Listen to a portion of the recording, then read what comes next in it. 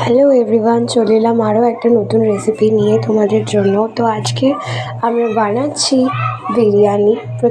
বিরিয়ানির চালগুলোকে জলে অনেকক্ষণ ভেজাতে দিয়ে আমরা বিরিয়ানির গোটা মশলা এবং তেজপাতা জলের মধ্যে ভাতের হাঁড়িতে দিয়ে দিয়েছি। তারপরে ভেজানো চালগুলো দিয়ে ভালো করে ভাতটা ফুটিয়ে নেব।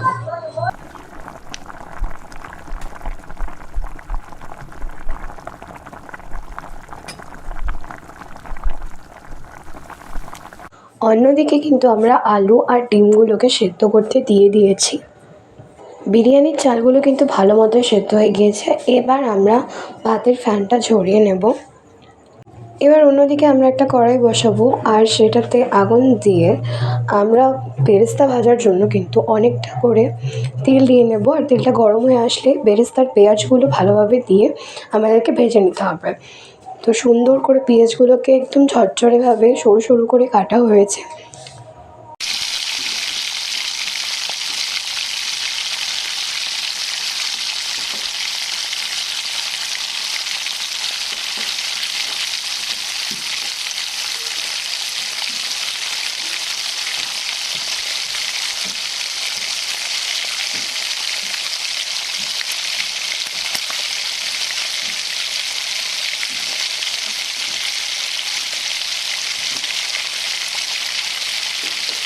বেরেস্তার পেঁয়াজগুলো কিন্তু খুব সুন্দরভাবে ভাজা হয়ে গিয়েছে।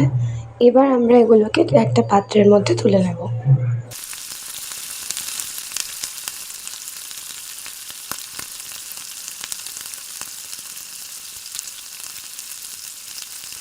এবার সেই তেলের মধ্যেই আমরা সেদ্ধ করে রাখা আলুগুলোকে দিয়ে ভালো করে ভেজে নেব।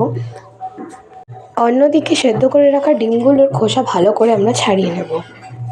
আলুগুলো প্রায় ভাজা ভাজা হয়ে গিয়েছে। এবার আমরা আলুগুলোকে তুলে নেব। সেদ্ধ ডিমগুলোকে এবার আমরা সেই তেলেই ভেজে নেব একবার। অন্যদিকে সামান্য পরিমাণ দুধ জাল দিয়ে নেব। এবার একটা মিক্সিং জারে শুকনো লঙ্কা এবং আদা জিরে বেটে নেব। এবার এতে কয়েক কোয়া রসুনও দিয়ে দেবো। এবার সামান্য জল দিয়ে আমরা মিক্সিং জারের ঢাকনাটা বন্ধ করে ভালো করে মশলাটাকে পেস্ট করে নেব।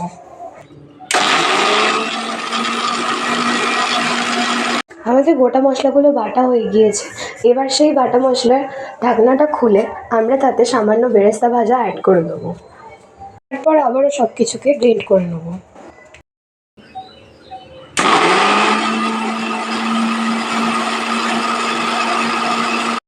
আলু ডিমের কারিটা বানানোর জন্য আমার কিন্তু মশলা তৈরি।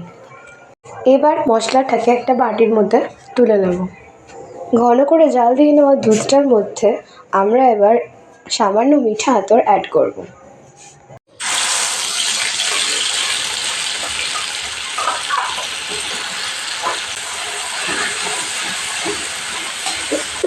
মশলাটাকে ভালো করে ভেজে আমরা এর মধ্যে সামান্য হলুদ আর লবণ দিয়ে দেবো।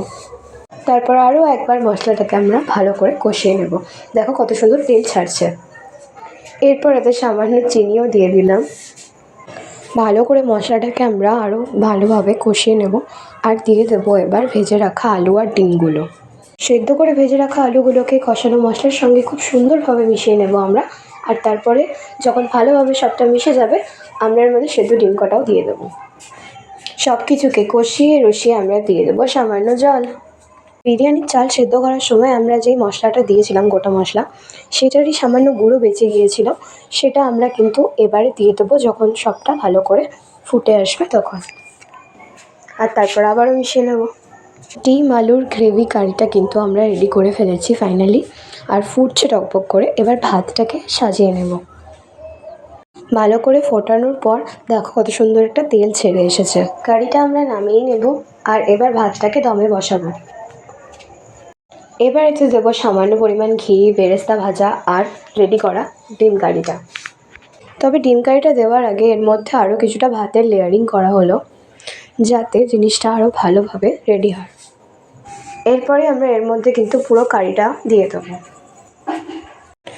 ভাতের লেয়ারিং আবারও দিয়ে আমরা এর মধ্যে একটা মিশ্রণ দেবো, যেটাতে দুধ, আতর, গোলাপ জল এবং কেওড়া জল দেওয়া আছে, আর তারপর ভালো করে স্টিম করে নিয়েছি।